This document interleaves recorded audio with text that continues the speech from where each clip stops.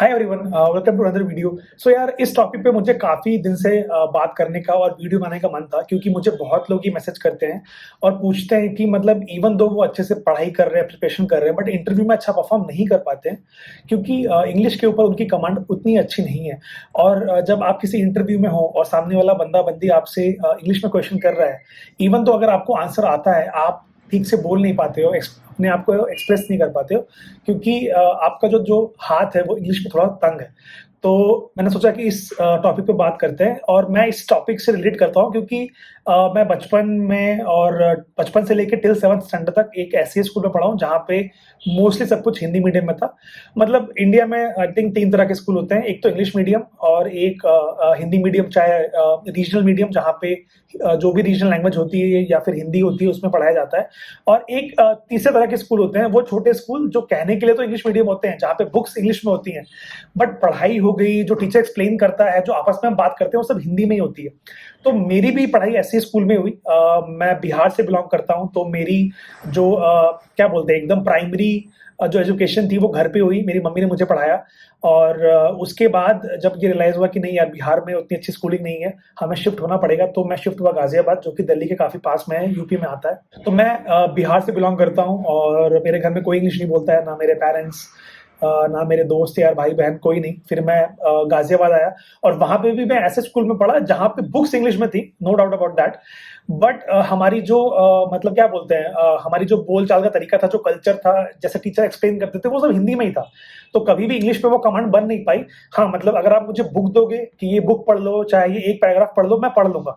लेकिन क्या मैं उसको आपको एक्सप्लेन कर पाऊँगा? क्या मैं अच्छे से समझ पाऊँगा? क्या मैं आपसे इंग्लिश में बात कर पाऊँगा? तो आंसर है नहीं।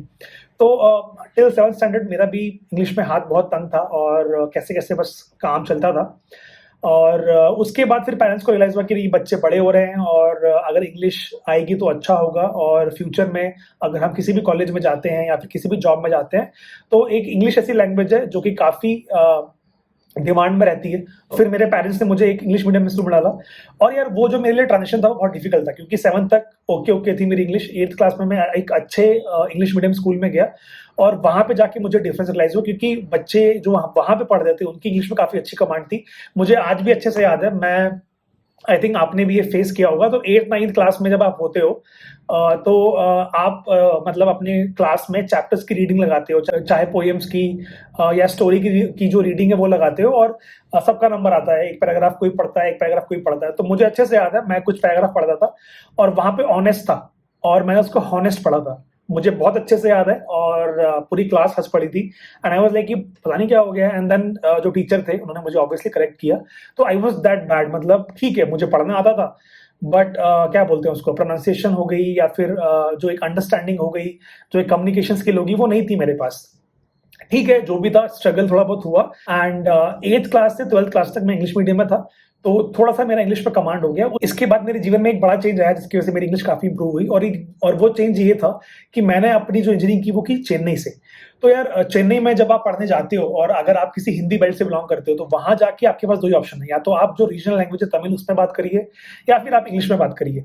तो मैं जब वहाँ पर गया, तो थोड़ा डिफिकल्ट था, 6 महीने, 8 महीने, क्योंकि इंग्लिश में उतनी कमांड होती नहीं है, बट कोई ऑप्शन नहीं होता है, तो आप फोर्स करते हो अपने आप को सीखने के लिए, बोलने के लिए। और after being there for almost a year, 2 year, मेरा जो इंग्लिश पे कमांड था वो ठीक-ठाक हो गया। मैं ये नहीं कह रहा हूँ कि मैं बहुत ही ग्रामेटिकली करेक्ट हो गया, या मुझे बहुत नए वर्ड्स मतलब आ गए, सीख लिए मैंने, बट जो एक इंग्लिश पे कॉन्फिडेंस था वो बिल्ड हुआ। मैंने इंग्लिश में बात करना शुरू की, और मतलब एक जो डर था वो कम हो गया।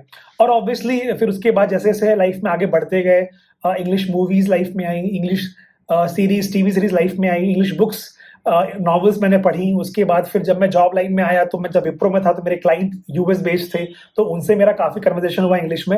और ऐसे करते-करते स्टेप बाय स्टेप मेरी इंग्लिश इम्प्रूव होती गई, और आज मेरी इंग्लिश इस लेवल पे है कि मैं कहीं भी किसी से भी कम्युनिकेशन आराम से कर सकता हूँ। मैं बहुत कॉन्फिडेंट हूँ।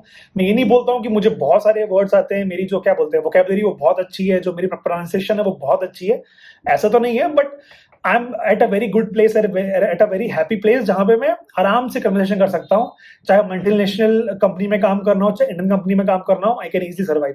तो ये मेरी जर्नी थी। Just wanted to share with you guys कि कैसे मैंने अपनी जर्नी की है। कमिंग टू योर क्वेश्चंस कि यार इंग्लिश क्यों जरूरी है, तो देखो यार, ऐसा नहीं है कि इंग्लिश के बिना आपको जॉब नहीं मिलेगी, बट आप एक छोटी सी बात समझो, चाहे आप किसी इंडियन कंपनी में काम करो, चाहे आप किसी मल्टीनेशनल कंपनी में काम करो, अगर आप मल्टीनेशनल कंपनी में काम करते हो तब तो यार वहां पे अलग अलग देश के लोग होंगे और आपके पास कोई ऑप्शन नहीं होगा, आपको इंग्लिश में ही बात करनी पड़ेगी। अगर मैं इंडिया की भी बात करूं, फॉर एग्जाम्पल मैं बैंगलोर में जॉब करता हूं, मेरी पढ़ाई चेन्नई में हुई, जब आप साउथ इंडिया में आते हो ना, तब आपको मिलता है यार कोई बंदा जिसको सिर्फ तमिल आती है, या जिसको मतलब तेलुगु आती है, या फिर किसी को मे बी मलयालम आती है, तो बहुत डिफिकल्ट हो जाता है यार कि हम कैसे उनसे बात करें, कैसे उनसे हम कन्वर्स करें।